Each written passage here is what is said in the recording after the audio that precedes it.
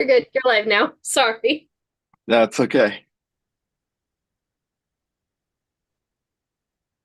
It's always a little awkward waiting for these things to actually start. Okay, there we go. I see myself now. We're good. Uh, okay. Well, hello everyone. My name is Raul Hernandez, and I'm the co-executive director for the East Coast side of Blue Collar Post Collective. And I'd like to welcome everyone and thank you all for joining us tonight for tonight's virtual panel with the members of the Wicked for Good post-production crew. For those of you who, for this may be your first time joining us, or if you just happen to randomly stumble upon this YouTube video, the Blue Collar Post Collective is a 501c nonprofit organization that supports low income and emerging talent in post production. We really believe that by breaking down the barriers of post production, we'll create a much more accessible and inclusive industry where everyone from all walks of life can succeed. And we do this through our various educational events and networking meetups, as well as our virtual panel series, which, of course, which this is a part of. And speaking of events, just a few quick announcements before we get started. In case anyone here is watching from London, BCPC London has recently restarted, all thanks to our good friend and colleague, Becky Lamming. Our London meetups are every third Tuesday of the month, with the next one taking place on December 16th at 6 p.m. at the Green Man Pub in Alston, London. I'm sorry if I mispronounced that, by the way. So yeah, if you're in the London area, please feel free to come by and like chat with other folks in post production. For those of you in New York City, we're going to be doing our annual holiday bash on December 17th at the Wonderville Indie Arcade Bar, located at 1186 Broadway in Brooklyn at 7 p.m. So please come on by, wear your best holiday sweater, and we'll have a fantastic time. As for Los Angeles, LA is currently on a little bit of a break for December, but we'll be back on January 10th at St. Felix Hollywood, located at 1602 North Cahenga Boulevard in Los Angeles for our monthly meetup. And of course, for all of the information on all of these events and anything coming up, meetups, panels, and etc., you can follow us on Instagram at BCP Collective, as well as our Facebook community forum, which is just simply titled Blue Collar Post Collective, which has over 24,000 members worldwide. So if you ever want to hang around the virtual water cooler with your peers in post production, or if you just need a place to scream into the void about the Avid error code that is driving you nuts, please come to our Facebook group. It is the place to be, and someone will be able to help you out. But yes, with all of that out of the way, I'd like to introduce our panel, our very talented artists behind the magic of Wicked for Good. First off, we have the film's editor, MYRON KERSTEIN. MYRON, thank you for joining us tonight. Thank you. Thank you for having us, Raul. Yes. Next up, we have the lead music editor, Jack Dolman. Jack, how are you? Great. It is so fun to be here. It's an honor to be invited and looking forward to the conversation. Yes, thank you. Thank you for joining us. And last but most certainly not least, we have Ed Marsh, the VFX editor on Wicked and Wicked for Good. Ed, how are you? I'm doing well, Raul. Thank you. Happy to be here. Yes, thank you all so much for joining us tonight. And first of all, congratulations on this massive undertaking of a film, which I now kind of like to refer to it as the Lord of the Rings trilogy, but only with two films and for musical theater nerds. All right. We'll take it. Yeah, exactly. And by the way, we've used that analogy quite a bit. We would say it's Lord of the Rings meets the greatest love story that was ever told. And I think that's an accurate way to look at this journey for sure. I love that. Of course, a year ago when the first film came out, it was such a resounding success. It grossed over 750 million worldwide, and it earned very high praise, like from both critics and audiences. And the film was even nominated for, I believe it was 10 Academy Awards, including nominations for MYRON for Best Editing and as well as Jack for Best Sound, which congratulations on that, by the way. So you, with thank like, you. yes. So like once that entire like whirlwind of the first film like being out in theaters and all of the awards season craziness, I imagine it to be that it was pretty crazy for you guys. With all of that, once I was in your rear view mirror, and now it came time to really like dig down and start working on part two. How do you think that that success of the first film affected your mindset going into movie number two? Do you feel like all the acclaim like made you feel like a little more reassured in your craft, kind of like knowing that people enjoyed it and that you were like going in the right direction, or was it the opposite? Were you like more intimidated this time around and knowing that you have to follow up a very beloved film? Was there anything about the reception that changed anything about movie two? Well, first, I just want to say that both Jack and Ed were basically my lifelines to making these two movies. Without the two of them, John Chu and myself would not have been able to get from the beginning of an 8-month shoot all the way to the end 3 years later. And they were, as well as my first Laura Kachuni, they were the hub in which everything else spread out. And so to have a team like that, you can't make movies the size of Wicked. You know, when I first started talking to the execs at Universal, I said to them, "Oh, this is a really big movie," and they said, "These are really big movies," and they said, "No, no, no, you don't understand. These are the biggest movies Universal has ever made." And when a studio is telling you that, that is that's a big reality check. And if you don't have the team to help you get from point A to B over 3 years, it all falls apart. And so these two gentlemen here really saved me from going insane. And to answer the question, I was terrified by the success of the first film, because that was like this incredible magic trick to make people enjoy a fantasy epic musical and feel satisfied in the end, and it feeling euphoric and emotional, and then to also make money, um, and to have the sort of accolades. That was amazing, but it was also really intimidating. So when we reopened the film in January, the second movie, we had a lot of work to do, and also, frankly, the tonal differences of the second movie were it was such a shift from the first movie. We did not have the things in the first movie to rely on, as far as the joy and the whimsical nature and the delight.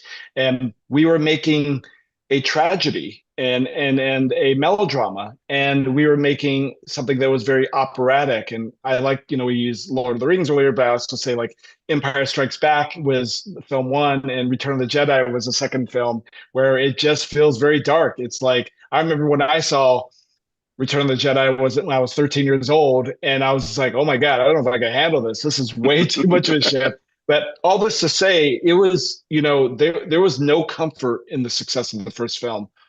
The only thing we had is that they loved these two characters. They loved Glinda and Alphabet, and we knew we had that in our back pocket because everyone was connecting to Cynthia and Ari's performance, and so we knew that we had the goods as far as their journey, but everything else was, on the table, as far as like we have to almost start over. And the good news is that we, just to back to the team building thing, is that we were such a well-oiled machine after making one movie together over 2 years, that things came just the logistics and the process and the pipeline and the way we would communicate to each other was almost like second nature, and so it's secondhand, I guess. And secondhand shorthand, there's a shorthand to it. And so it was such a relief to be able to be able to crack the thing over the period of the post over the next year because we had the team already built. And now I let these incredible gentlemen speak about what I just rambled on about. Myron, you touched on one thing. You said we reopened movie two. And what I don't think many people realize is that you did a cut of both films. And they were screened. I don't know if it was simultaneously, one right after the other, if there was a period between, but basically we saw the entirety of what we had at that time before closing reel two or movie two and working only on movie one. So we had some sense of what it was going to be, and we knew it was different. I don't know if you want to talk about that at all. Well, yeah, go ahead, Jack. Go. I just wanted to build on that, which is that, I was going to say a similar thing, which is that we had a certain sense of intuition for what was to come with the second film because we had worked on it for those few months after the shoot. We had this luxury of Jon and the studio shooting both films at the same time. And so we had the footage, we knew what we were going to be up against, and we had done one pass of the film that we sort of put to bed for a little while before starting up again. And what Myron said about shorthand and the kind of all of the things that you take for granted when you're working with such a great team, you have to remember that you save so many hours by already having the intuition and already having the language. And so when you start an undertaking like Wicked for Good, you are hitting the ground running right from the very beginning because you've already developed these relationships. You've already developed what Jon's kind of unspoken modes of communication are. And so, yes, there was the pressure to stick the landing of the second movie. And yes, it was a great challenge, but we did have that luxury of all knowing each other and knowing what made each other tick. And I think that you can't speak highly enough of that luxury that we had on this. Yeah, and just to speak to the two movie assembly, and I'm just going to throw it back to the team again. Is that I couldn't have done that if I hadn't had Jack and Catherine put temp music on two movies. I was like, I know we're doing it once, but I need you to do this twice. And the amount of work that goes into temping one movie, and then I'm saying do two movies, and then also to go to Ed and say, we're going to show this also to the studio, these two movies, like a day apart. Can we get as much post-viz and anything that resembles VFX in there? Ed has to go to all the vendors and go to the producer and go to the supervisor and try to see if we can actually make that happen. And if we can't make that happen, is there something that he can create? And so the amount of work that it took to be able to get that together. And of course, it was really helpful to see the big picture that early on in the process. That way we had an understanding if the story did work emotionally. But oftentimes it's a real luxury to put a cut away for a couple of days, a couple months, in our case a year, and then come back to it and you reopen and yeah, that was kind of how I thought it was a year ago, but now what are we need to really roll up our sleeves and start cracking on it. But to have also that team sort of built in there to hit the ground running again was amazing. It was unlike anything I'd ever experienced. Maybe you have this a little bit with episodic television where you're working on multiple episodes, but nothing to the scale. The scale of this was unlike anything, unmatched for sure. Yes, I can only imagine that. Like as an assistant editor myself, and I've only done small documentary work and smaller projects like that. I see a film like this and I'm just like, okay, I see every single name on the credits and I'm like, you must be God to work on a movie of this scale, because that's not something that I have had the pleasure of being able to do yet. But that does beg the question for me, what these two films being shot simultaneously, and like I said before, this whole thing was a massive undertaking. How did sort of working on two films at once kind of affect your workflow and your organization and like the finishing process in like each of your respective roles? It's a good question. I'll just start by saying that luckily the two things at once period was relatively short. And so because it was such a whirlwind to do that, to basically assemble 5.5 hours of footage into 2 screenable films within a 2.5 month period was such a fever pitch kind of thing to achieve that you didn't even have time to think about the gravity of that. You just had to come into the cutting room and sit in front of the footage that you were given and just put those layers of paint until we had something that we were all proud of to show. So, when you're in that kind of environment, you just try to stay as organized as you can. And then when you're in the actual kind of more sort of brass tacks of post-production, then you can start to collect your thoughts and make everything more kind of structured. But it was crazy. It was a cyclone. It was an insane period. There were benefits too as well. I mean, for example, Girl in the Bubble wasn't part of movie one, but we turned that over in April of 2023. So it got a tremendous amount of attention. No, it wasn't worked on exclusively, but at least the large bones of it were there and with the visual effects vendor, so that when we started to see it, it was very highly developed, and that helped a lot. So there were things that we could lob far into the distance from movie two, knowing that they'd be in process, and then they'd start to come to fruition when we needed to see them later on. There was also at least one instance which I quite like. In movie one, when Elphaba visits Dr. Dillamond in his hovel, there's a map. And as it was shot, the only detail on that map was a little sign saying Tunnel Out of Oz. But that's a story point that makes no sense in movie one. It really doesn't become important until movie two. So we all sort of thought, is there a way that we could enhance this map to make it more appropriate for movie one? And we decided to put missing posters for the animals that had already disappeared. And most of them are named after various post-production crew members, by the way, those animals. And that was a way of just sort of, while the Easter egg was still there, you could see Love that. Oz if you knew what to look for. It served its purpose for movie one. It wasn't this, why are we looking at this map moment? It sort of kept the story alive at that time. But we had that vision of the future that we could look at and say, well, this isn't going to make sense unless we do this. I think that was helpful. So cool. Yeah, for me, there was a lot of compartmentalizing. It was actually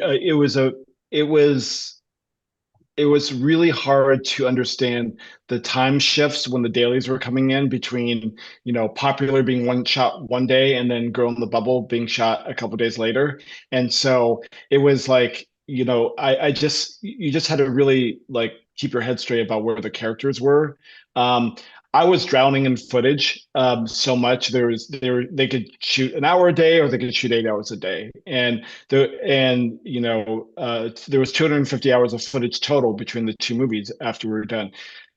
I was drowning so much, I brought on Tatiana Regal, who is a dear friend of mine, and we had worked together years ago to help me just keep my head above water, because otherwise it was just too much for me.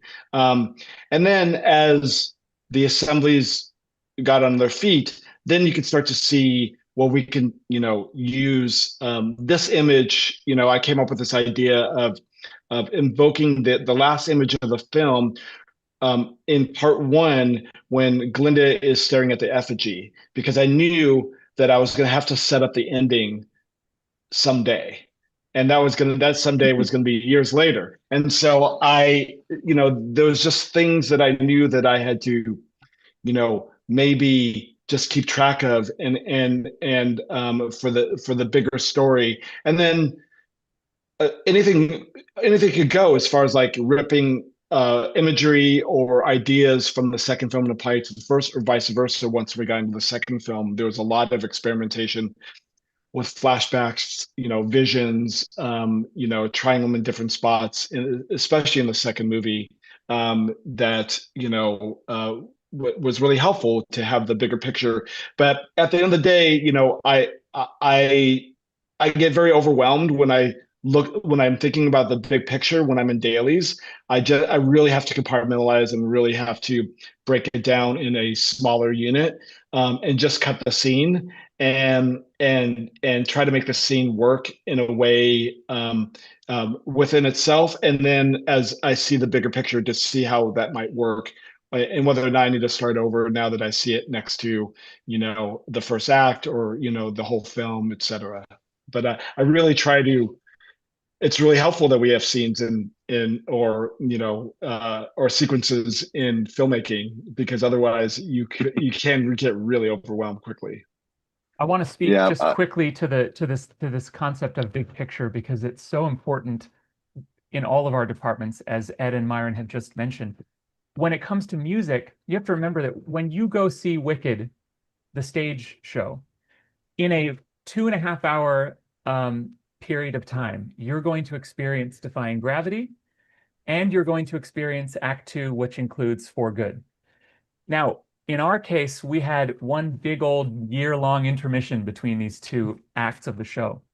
And so from my perspective in music editorial, in the same way that Myron and Ed were drawing from images that we knew we were going to get to in movie 2, I knew that at the end of movie 2 was going to be this heartbreaking, incredible song, For Good, arguably one of the greatest songs ever written in the American theater songbook.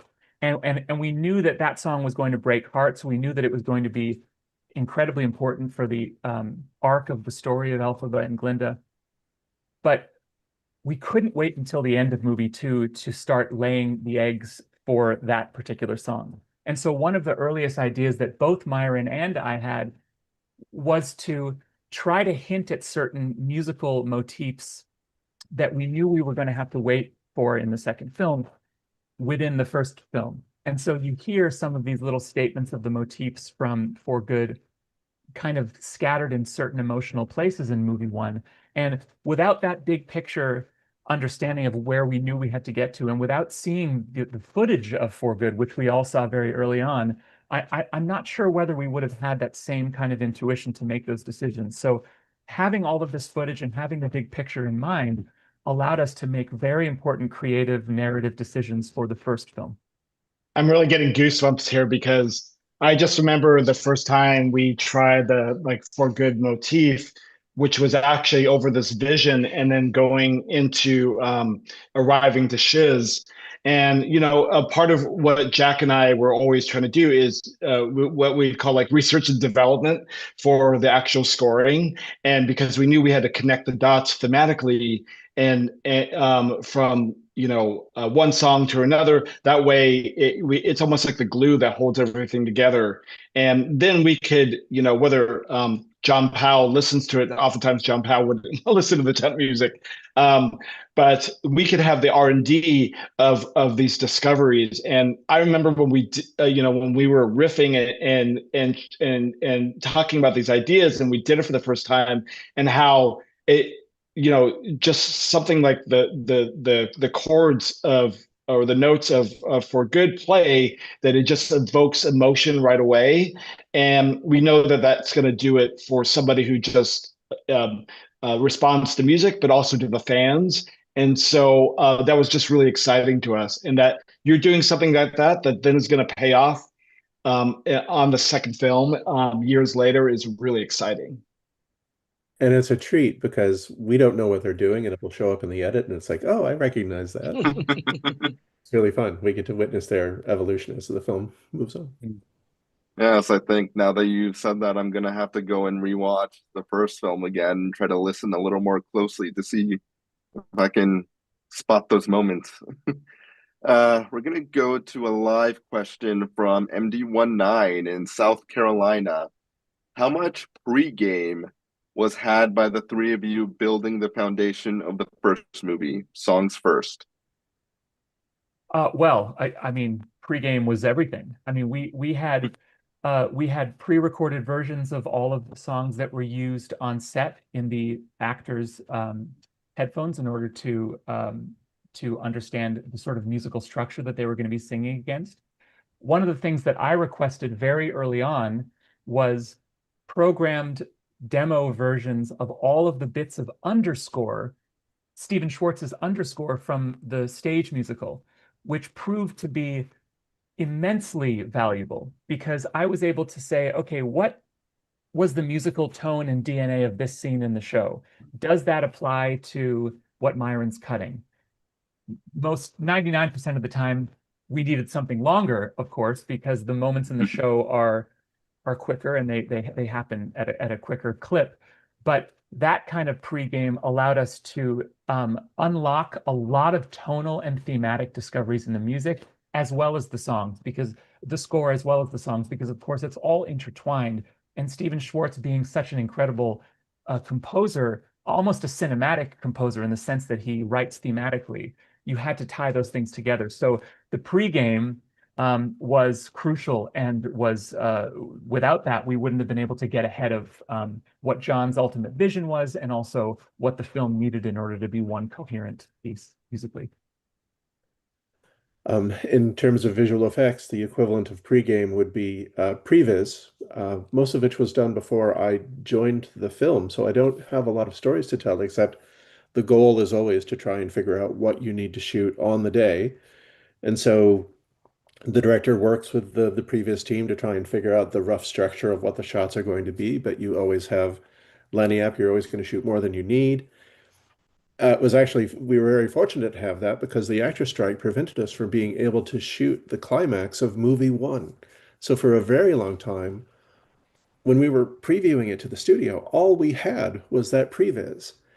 And it's a testament to the power of the music and everything you guys did, that it worked, because you went from this breathing, amazing performance by Cynthia Erivo to a really bad digital sock puppet trying to carry the whole movie, the whole climax of the movie. And we had to live with that for months until the actor strike was resolved and we could actually go shoot what we actually wanted for that ending. I'll never forget that when we figured out the shape of the ending of movie one, and it was essentially like an 8-bit cartoon or whatever you want to call it, and it was still as powerful and as emotional as it was. We knew that we had something really special, because it was only going to get infinitely better from there. Yes, I know. Yeah, it's really helpful to have had these pre-records from the get-go, and the previs, because these are just like really rough building blocks for me to be able to use editorially, and also just to inspire me. Like everything that comes into the edit is full.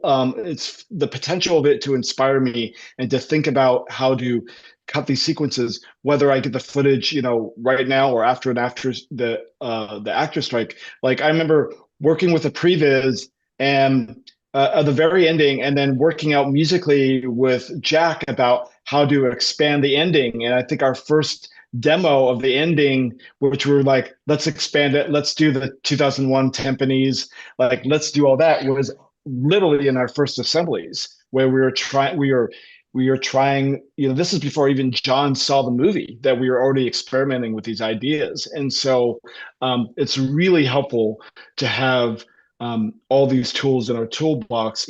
For me, obviously the script is the ultimate pregame, and that I'm starting with a script, and then as far as prep is concerned, I'm starting to wrap my head around the immensity of this thing. And I tell the story about walking. They have this place called the War Room at Bournemouth Studios, and the War Room consisted of all the drawings of Paul Tazewell hanging on the walls, all the drawings of Nathan Crowley, the production designer, hanging on the walls, and all the models. So you could basically walk through every set and every costume and see the visual sort of components of what these two movies are going to look like. And I remember feeling just really intimidated by walking into that room. I was just like, there's no purpose for me to be on this film. I'm way over my head. I need to turn right around and fly right back to the States. But for me, it was really helpful to hear these pre-records, sit in the War Room and just start to break things down and understand the world we were about to create together. And then I can go to Ed and say, John actually doesn't like to use a lot of previs. So I would go to Ed later and say, let's create our own previs, which ended up being kind of previs and postvis at the same time in a lot of ways, because John likes to be looser the way he shoots. And so, but the elements we did have was really helpful. And then me just wrapping my head around, the immensity of this, of what we were making, it just took a little time. Yeah, that's fantastic. We're going to go to another live question, this time from Sarah Beam Edits in New Jersey. Hey, I'm in New Jersey. Sarah Beam asks, for projects of this scale, is a rough cut created as you are filming? It is. Yes. It was an 8-month shoot, and I was cutting the entire time, and it was helpful to do that because, like a lot of films, to be present on the set and cutting while they're shooting, if they needed to pick up a shot, if they needed to reshoot something, they could know based on whatever I was cutting to help inform that. And so sometimes second unit would come to me and say, hey, we have this action sequence. Is there enough pieces here? For example, there's this big balloon chase in part 1 where Ed and I and the VFX team, we started pitching John about creating a ticking clock. And so that required them shooting more pieces of in second unit, more pieces with the actual actors. And so I'm cutting the whole time, and then present that assembly as quickly as possible. It might have been maybe a month or two after we were done shooting that I presented the assemblies, and then it was 15 weeks or so when we showed the studio both parts 1 and part 2. So yeah, it's just we try to get that done as quickly as possible. 8 months sounds like a long time, but for these scale of movies, with how much footage was coming in, it was actually a race. It was a real race to get it done. And this might not be absolutely true, but we're post-production, right? Production is its own animal, and production is ferocious. Production wants to get to the next setup, wants to get to the next set. They want to wrap out sets, build the next set. So they're not waiting for anybody, really. So it's really a testament to MYRON's ability to work quickly with the footage to make sure that we were protected, because we weren't always guaranteed that that set was going to be there for another day. They'd say, all right, we're done. And we'd like, wait, we still haven't edited this. and Raul, the reason why they were doing that is that they were going to reuse the same soundstage for another set. So they had to build another set as quickly as possible. So 8 months, again, sounds like a long time, but for 2 movies of this size, it really is a race. It actually felt like trench warfare sometimes, as far as like how quickly they were turning things down. And sometimes usually the protocol is production will go to me and say, hey, did you watch all the footage? Have you made a pass? Or are we missing anything until we wrap the set? Sometimes that happened. Sometimes they didn't. Sometimes they couldn't wait because they just needed to keep going. And so everyone was just, and again, thank you, Ed. It was very stressful because sometimes you don't know until days later whether or not you have all the pieces, especially when the scenes are as complicated as these are.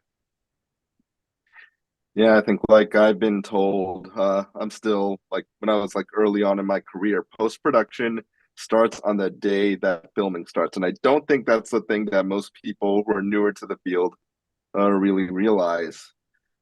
I think MYRON, you would probably agree with this, that one of the most difficult aspects in any film is really like nailing down the opening. I think every single like great movie in history like has an opening that like immediately hooks the audience and like sets the tone, sets our expectations for what it's going to be going forward. But with this film, it's adapting the second half of an already existing story. So it's essentially a film that doesn't have a beginning.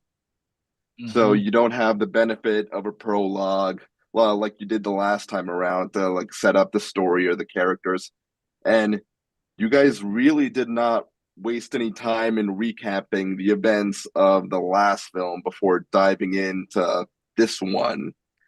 So with that, being said, what would you say were the difficulties in figuring out how to open a film like this in a way that hooks the audience and gives them a taste of what's to come?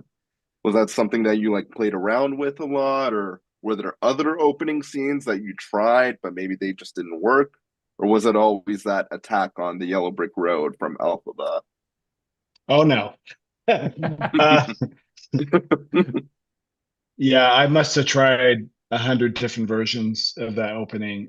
Look, there's others. There used to be a montage where the bricks were being built by the Munchkins, and it was a little bit of a misdirect at first. Like you start on a yellow pastoral sort of image of a tulip field, and then you see that tulip field get ripped apart, and then the tulips are turned into pigment, and pigments turn into paint, and paint is then put on bricks. And there was something really great about that sequence, but it also felt like too many openings. And we were really struggling with, at the end of the day, this movie is about this relationship, and it's, as much as it's about the world building and all these other things, it's about getting to them. And then I tried I wouldn't say a mistake, but then you're like, okay, you want to see them together as quickly as possible. Why do I try a flashback of defying gravity at the top of the movie? So I tried that version. So I did the complete opposite, which was like, oh, we have to get to them sooner. I'm going to get to that image of them together, like at frame one. Or there was music that used to be built into Every Day More Wicked, the opening song, that actually had a reprise of Defying Gravity also built into that. And there was other scenes that's actually been featured in the marketing of this movie that we had cut out. And all this to say, we ripped apart this opening in so many different ways, trying to figure out how to make it work story-wise and pace-wise, and then musically. There's so many experiments that I tried with Jack as far as transitions and tone. And then, of course, it was very VFX heavy. So, just trying to get that sort of in the pipeline and then still ripping it apart at the same time was, that's a real challenge for everyone to sort of keep the, no pun intended, keep Glenda's train on the tracks. And it took a lot of figuring out. And for me, I just wanted to drop into that dystopic world and calibrate the audience as quickly as possible that this was a darker tone. And then we can give them a little bit of delight and a little bit of humor. And then we can then tell this backstory of Glenda, have thank goodness, and then we can get into more of the melodrama. But for me, it was all about calibrating the audience tonally and doing that as quickly as possible. And then also, getting to this, the last time we saw Elphaba, she's flying off into the western sky, and that's the end of part one. It's to be continued. And so she is a superhero at the end of part one. And so to drop into this dystopic world, Oz has changed. This idea of the Oz of tomorrow is actually being built on the back of these animals. And then who do we want to save them? We want Elphaba. And so then we can get into this sort of Batman sort of superhero moment where she's in the shadows, and then we deliver her to the audience. And then we can get into Glenda and the rest of the propaganda, etc. But yeah, the openings and endings, by the way, the opening and ending was really the hardest two things trying to crack in both movies, but especially in part two. But it took so much patience with Jack and Ed, as far as like just trying to figure it out, because we were tearing apart this thing up to the very end for sure. Yeah, first I just want to say mission accomplished. I was calibrated exactly as you wanted, like immediately. You see Alphaba flying in, and I'm just like, oh, okay, this is not expecting that. That was different. But also, you just mentioned like the ending. Clearly, my opening night audience was like full of musical theater nerds because people just like went crazy at the final shot. So like, if you know, you know, if you've seen the movie. That was like wonderful how you guys were able to like fit that reference in there. And I think a lot of people in our community, they might appreciate musicals, they might want to work on musicals, things like that at some point. But like we have like a lot of like industry veterans here in BCPC, but we also have like a lot of newer professionals who have just like graduated recently or are even like still students in university or have only worked on small projects. And because of that, I don't think that a lot of them like really like understand what certain roles in post production are.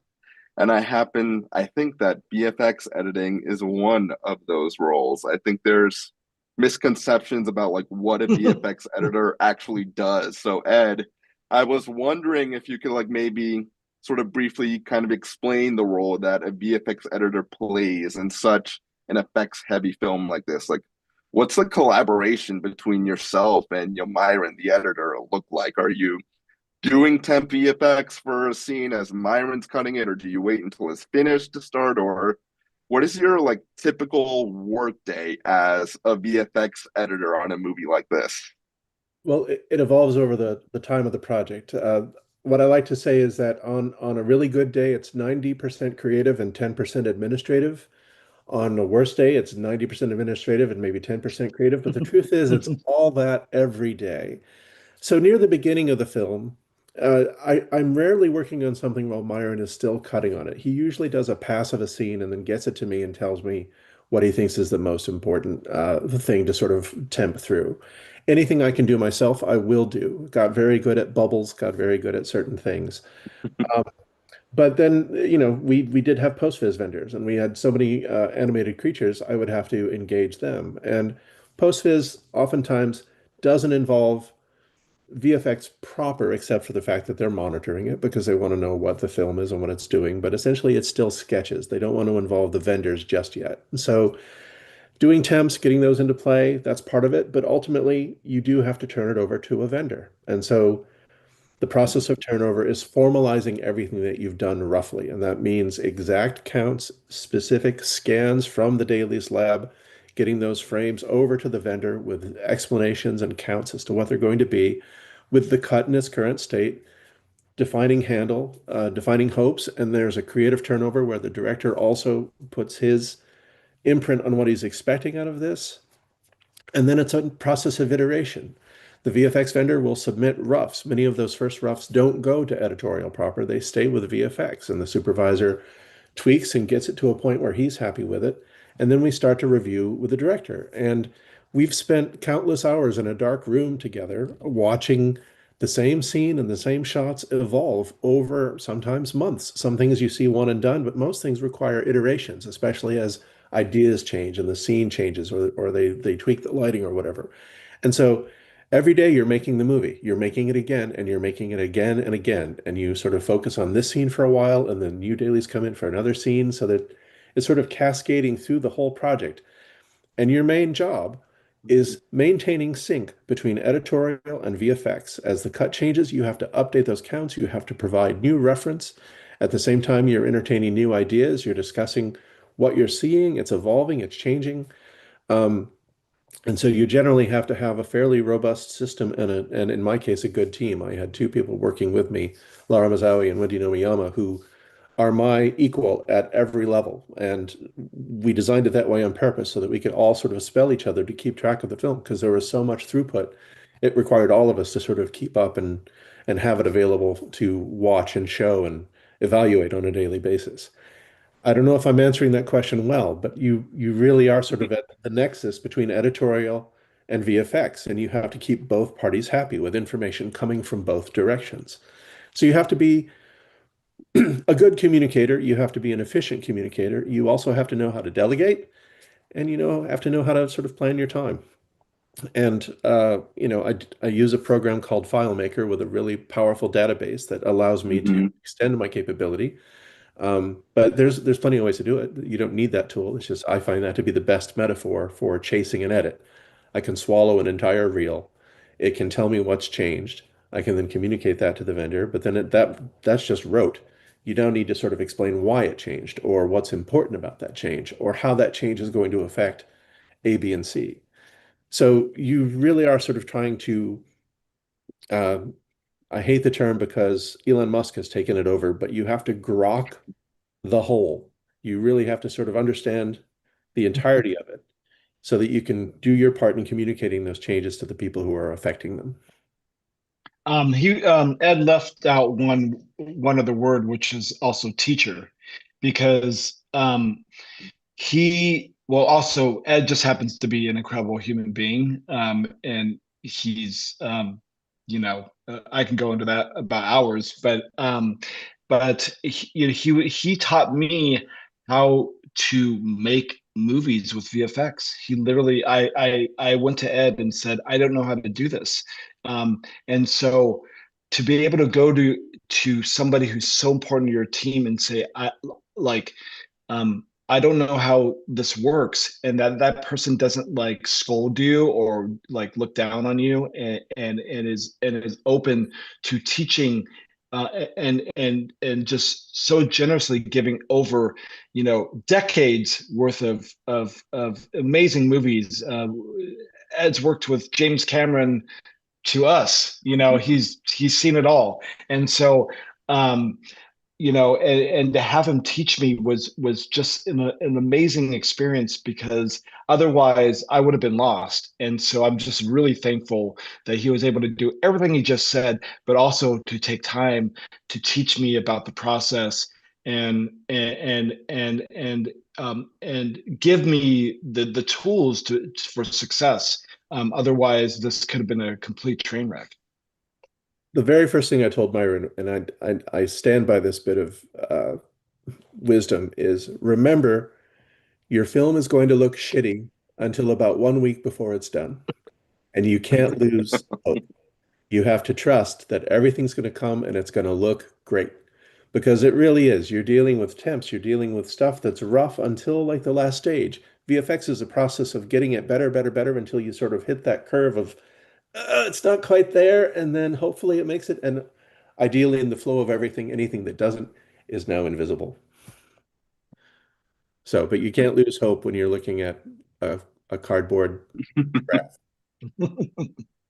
No, never lose hope. Going back to the live chat questions from Starry Marina 33. What was temping to movies like? What were the musical inspirations? Did you use cues from the Broadway production? Oh, wow. I love that question. Anytime anybody asks about temp, I get pretty excited because it's a misunderstood and so vital part of the process. Where do I even begin? Of course, as I mentioned earlier, of course, we had access to all of the source material and the song source material. And so that was a palette of musical material that I was always able to fall back on. But of course, you're making a piece of cinema. You're making a piece of art that scales, that is, more than meets the eye in a lot of cases. So you have to go to third-party temp music. You have to explore the history of film music in order to find the right tone. And, one of the first thoughts I had way back in February or March of 2023 was, what is magic in these movies? What does magic mean for us? I knew at the beginning that the type of magic that Elphaba possesses is not like the type of magic that the kids possess and are trying to learn at Hogwarts. I knew we could fall back on that as a kind of type of magic, but my feeling early on was that Elphaba's magic is derived from her past traumas. It's deeply internal to her. And so the first thoughts I had when it came to temp music was I was thinking of the character John Nash in A Beautiful Mind, and I was thinking about the boy Jonathan in Searching for Bobby Fischer, two characters that possessed a type of magic that was not magic wand magic. It was magic that came from a place of torment in a way. It came from a place of deep, complex emotion.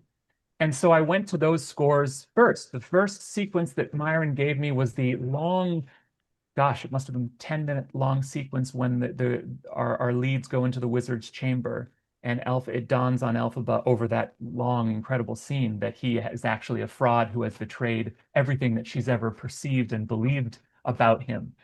And the music, both of those scores are from James Horner by coincidence, and that kind of orchestration started to feel right.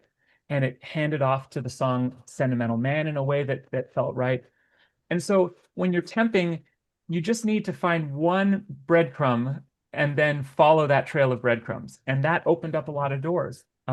We used a lot of that music in different parts of the movie to establish the emotional core of Elphaba.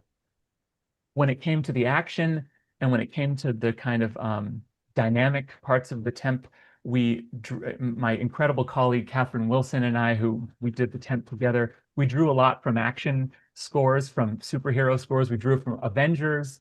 I think one of the pieces, I won't go on and on about temp, even though I'd love to, but one of the pieces I'm the most proud of from movie one was the use of a Hans Zimmer cue from Man of Steel, which was this deeply kind of simple, fragile piece of Superman music, essentially, that is what we sort of used to chart out the course of her putting on the cape and establishing that sense of quiet power, to use John Chu's expression, that we needed there, that would then hand off to the incredible climax of Defying Gravity. And that unlocked a lot for us because it was tonally in a different world than any of the music we had done in the film up until that point. It had a contemporary feel. It had synth pads in it. It had a feeling of depth that we knew we needed at that moment to make the project step up in a way that that song Defying Gravity deserved. So yeah, I mean, there were a million pieces of temp music that unlocked things for us. But then this is the last thing I'll say about it. Then it was always, okay, but I can't let the boat stray too far from shore, and the shore is Stephen Schwartz. And so that was always the challenge. If I found that the temp music was getting us was good and was telling the story, but it was taking us adrift of Stephen's themes, then the challenge became, okay, how do we get back to one of Stephen's themes, one of Stephen's motifs? Or do I need to layer some of Stephen's music on top of temp music in order to bring us back to the DNA of Wicked? So when you're working on something musically that has a deep, rich heritage of music like Wicked, you have that true north at any moment. You have that North Star. You can always go back to saying, okay, but hang on a second, this is Glinda. So do I have the opportunity to do a popular thing, or even a little ding that sort of captures her quirky personality? So it was always like never letting the thing get too far from that emotional core, which is Stephen's music. So yeah, I think that kind of gets to the core of the thought process. But temping this with Myron was such a dream come true because he just let me try stuff. And ultimately it was like, is this working? Does it feel right to you? Does it feel right to Jon Chu?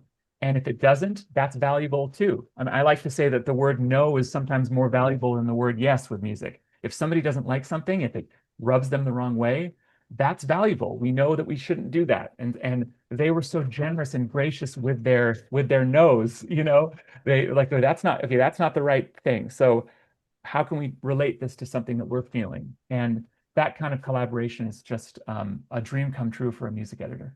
It was so much fun working with Jack and Catherine over the last 3 years. It was the closest thing to feeling like I was a music producer working with an amazing DJ, because they are ripping apart, these pre-records or these the Broadway underscore that was programmed and reappropriating it. So I would hear, Defying Gravity mixed into Avengers, and I was like, wow. And then, by the way, sometimes I would be watching Avengers like 6 months later with my son. I was like, oh my God, that's where that theme came from.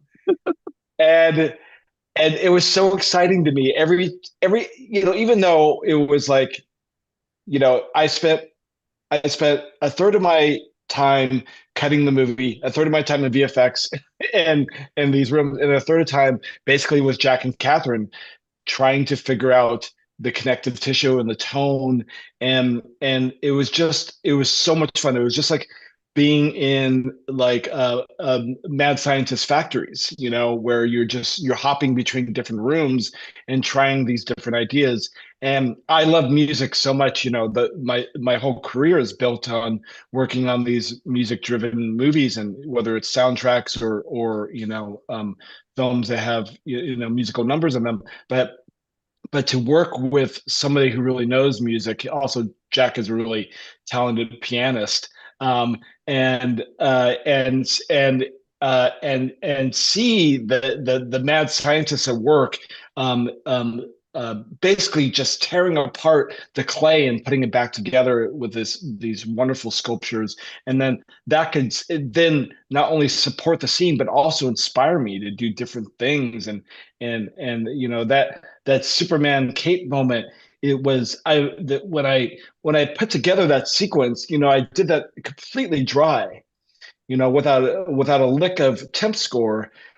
And then it was all based on gut, of cutting the assembly of that scene. And when Jack put in that score, I just burst out into tears because I was just like, oh, it works. It works. And it not only works, that he just took it from an 8 to a 20. And that is magic when you get to do that with your collaborators. That is. And when I'm like working on these sequences with Ed, and I'm like, I don't know, do it, Ed. And then he's like, what about this shot or this? The monkey chase like was so much of Ed's sort of exploration of the footage and pitching shots and even cutting it together. And if I just didn't have these collaborators to mad scientist this thing, you could just see how none of it could just all fall apart, because the temp score and everything you do with these guys is just immensely important. You mentioned Hogwarts, and I wanted to propose a post-credit scene where the hat is sitting in Kayamako Castle and it levitates, flies up into the sky. You see it approach a very familiar wizarding school, and the next shot is the hat saying Gryffindor. It's the sorting hat, after all. Tie over. Yep. Yes, let's do it. Let's write a pitch and send it to Universal. But I really love how you guys are really emphasizing the collaboration between every single role involved in the post-production of this movie. And Ed, you mentioned earlier the girl in the bubble sequence. Well, I've seen the film twice, and it just so it happens that happened to be my absolutely favorite scene in this movie. I think Ariana Grande's performance was absolutely breathtaking. And I was wondering if maybe the three of you could do a little sort of anatomy of a scene and talk about the editing, about how the editing, the VFX, and the music all work in conjunction to create that scene and have such a moving and powerful moment. Was the scene always envisioned as a long take that takes the camera floating around through all the various reflections? And how does the editing and the VFX sort of blend the shots together to create that illusion of a continuous long take? And in terms of the music, given that this is a brand new original song, Jack, how involved were you and Stephen in the planning of this sequence? Did you guys collaborate a lot with the cinematographer, Alice Brooks, to kind of figure out how the music should motivate the camera movement, or vice versa? Well, this question goes to all of us, obviously, but Yes. Girl in the Bubble was as much of an all hands on deck sequence as any I've ever worked with. I have never collaborated directly with a visual effects editor in my career.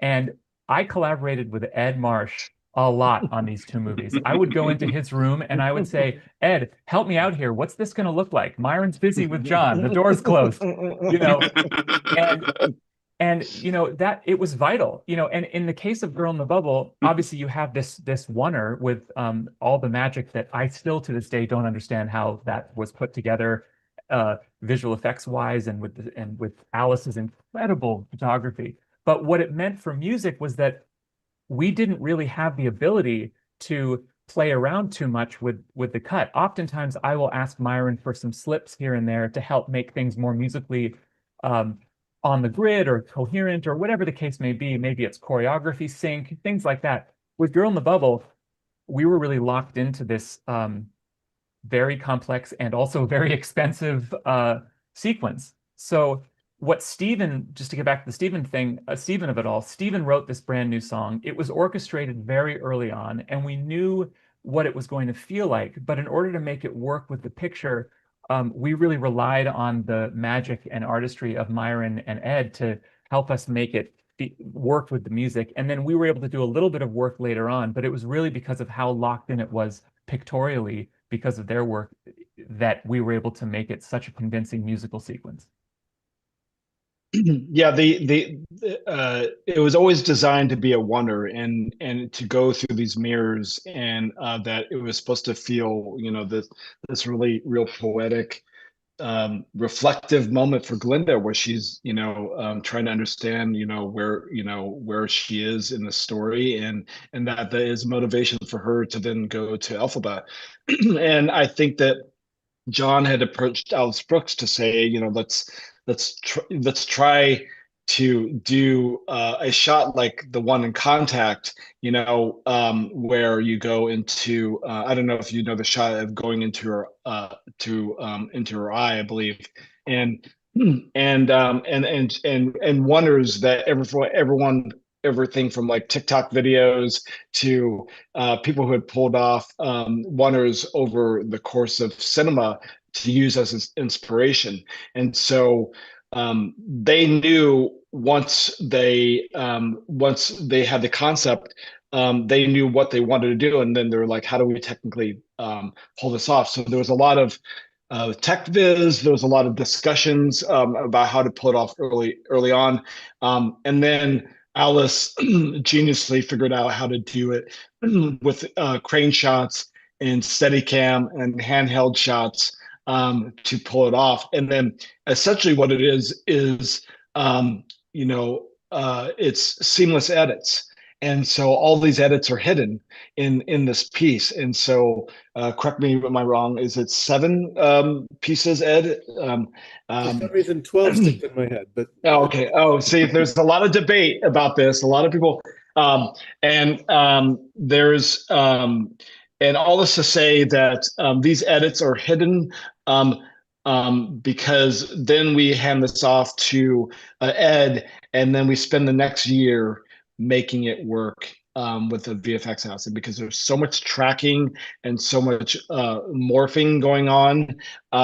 They need the building blocks really early on. Now, Jon and I switched out 2 of the takes very late in the game, which actually caused like a 4-alarm fire at one point, because they're like, no, this takes so much time. But the team again was so good that they were able to pull it off. And then, I can go back to music and say, I could say, we're kind of locked in these takes. Are we good with Ari's vocals, and does that affect the orchestration? And then all the real heavy lifting has to do with VFX from there. Yeah.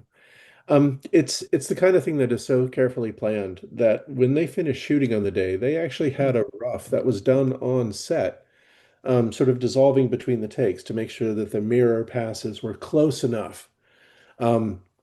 Myron was not obligated to use that edit, and he chose different takes, but it was a proof of concept that we were going to be in the right place. And if you look at it, it's not that hard to imagine. Just know that we did not have a flopped room. we literally flopped the film. So when the camera approaches a mirror here, and then when we reverse, we're pulling out, but then we flop the film. And so you end up being able to create the sort of the alternate reality. And her costume at that point is perfectly symmetrical, so you don't need to worry so much about that. Um, the last minute, they weren't last minute, but they were late in the game. Take changes did introduce some complications.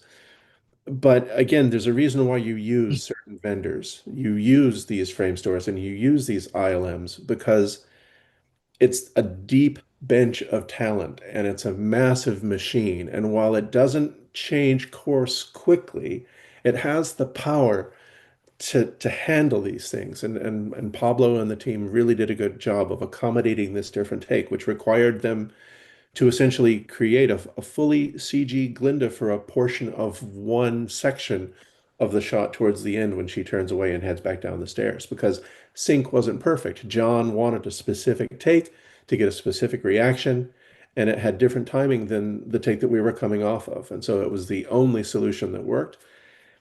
And I don't think anyone complains. I think it holds completely as a complete shot. And again, it was one of the ones that looked horrible until it didn't, because we didn't know that that last little change was going to be clean until essentially 1 week before delivery. Yeah, it was amazing. That was amazing. And just a reminder, the first version of that we turned over, still while we were shooting, and so we're talking years that they're developing. They're also developing everything you see outside the windows. They want to understand, how does Emerald City look outside, and so there's a lot of just again R&D that goes into these shots that has nothing to do with the actual stitch that we're doing. One of the last things that I think really lent to the gravitas of the number was where this musical number landed structurally, and we flipped that around very late. It used to come actually after the Morrible scene, where she was reacting to what Morrible had said, and Morrible saying just smile and wave and shut up. And then we used to go into the song, but we felt that was hurting the musical number in two ways. One was that it didn't feel like it felt like she needed to reflect on what was happening to the March of the Witch Hunters, and that was happening with Morrible. But also the musical number was very close to For Good, so it felt like two sort of ballads very close to each other, and it was actually hurting both of those musical numbers in some ways. For Good didn't have the power that it seemed to warrant, and so when we flipped that structurally, and then there was also an intro. There was an intro to the song that was another March of the Witch Hunters reprise, and it just felt like we were hearing that too many times. So we ended up getting rid of that. We ended up flopping where the position the scene was, but also the last experiment was actually taking out all the orchestration and starting it in the musical number in silence. And so you hear the artifice of the costume, and it feels like Ariana Grande walking across a set, and it feels very raw and meta. And it asks your audience to lean in a moment and to pay attention and what is happening.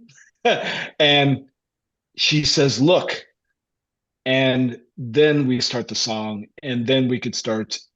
You hear Jack and the orchestration of the music just starting to come in, and so I think that you have the acrobatic VFX, dazzling us with the actual stitch and what they're putting together. And you have this incredible performance by Ari, but then you have to set it up in a way that actually feels like it's earned and asks your audience to lean in, and then it all suddenly works.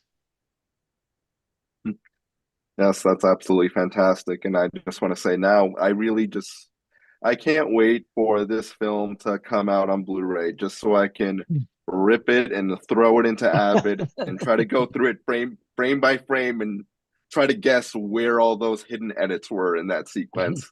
I think I'm gonna have a ball with that. But yeah, unfortunately, we are starting to run out of time. But like I mentioned before, a lot of our membership here in BCPC, they're either current students or newcomers to the field, and they're really just like sort of looking to work on these types of projects someday. And we're very big on mentorship and education and all of that stuff. So with that, I wanted to ask all of you, like, what are some of the skills and qualities that you look for in your assistants and your collaborators? Do you have any advice for newcomers in your particular area of post-production, and as well as mentorship? It's a big part of us here at BCPC, and you guys have spoken about that a little bit. But I'd love to hear your thoughts on mentoring others or how others have mentored you. Wow.